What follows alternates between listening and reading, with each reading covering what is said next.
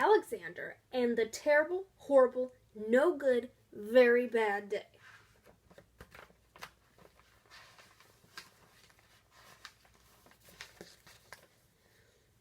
I went to sleep with gum in my mouth, and now there's gum stuck in my hair. And when I got out of bed this morning, I tripped on the skateboard, and by mistake, I dropped my sweater in the sink while the water was running, and I could tell it was going to be a terrible, horrible, no good, very bad day. At breakfast, Anthony found a Corvette Stingray car kit in his breakfast cereal box, and Nick found a junior undercover agent code ring in his breakfast cereal box. But in my breakfast cereal box, all I found was breakfast cereal. I think I'm going to move to Australia.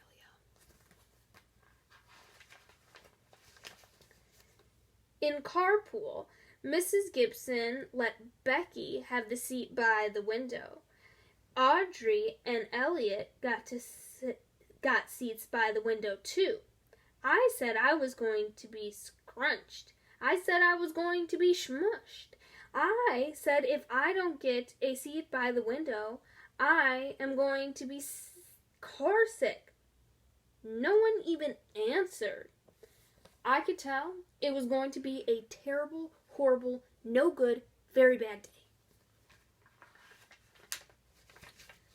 At school, Mrs. Dickens likes Paul's picture of a sailboat better than she liked my picture of an invisible castle.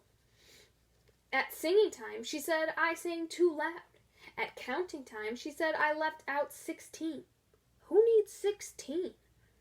I could tell it was going to be a terrible, horrible, no good, very bad day.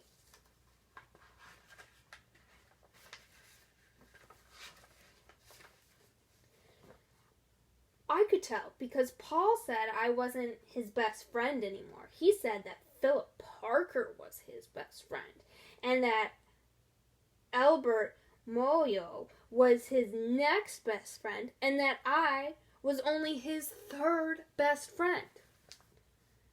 I hope you sit on a tack, I said to Paul.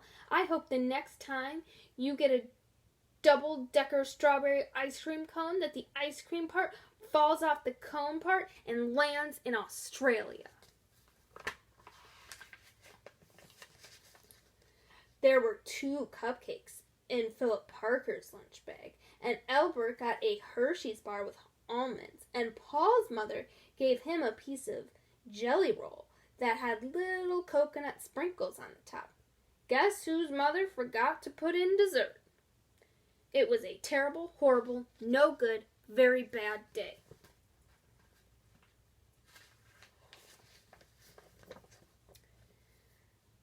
That's what it was. Because after school, my mom took us all to the dentist, and Mr. Fields found a cavity just in me.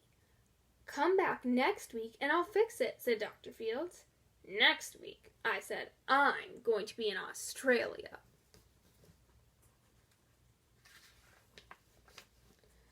On the way downstairs, the elevator door closed on my foot, and while we were waiting for my mom to go get the car, Anthony made me fall where it was muddy, and then when I started crying because of the mud, Nick said that I was a crybaby. And while I was punching Nick for saying I was a crybaby, my mom came back with the car and scolded me for being muddy and fighting. I am having a terrible, horrible, no good, very bad day. I told everyone. No one even answered.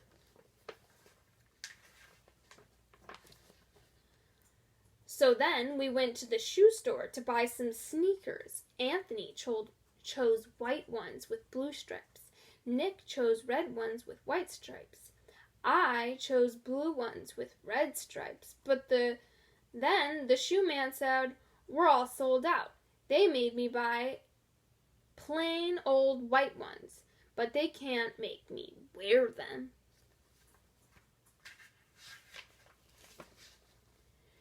When we picked up my dad at his office, he said I couldn't play with his copying machine, but I forgot. He also said to watch out for the books on his desk, and I was careful as I could be, except for my elbow. He also said don't fool around with his phone, but I think I called Australia. My dad said, please don't pick him up anymore. It was a terrible, horrible, no good, very bad day. There were lima beans for dinner, and I hate lima beans. There was kissing on TV, and I hate kissing.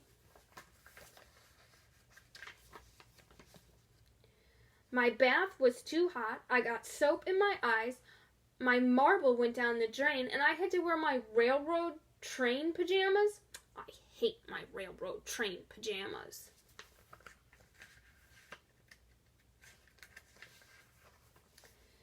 When I went to bed, Nick took back the pillow he said I could keep, and the Mickey Mouse lamp burned out, and I bit my tongue.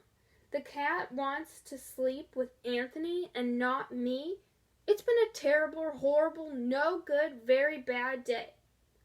My mom says, some days are like that.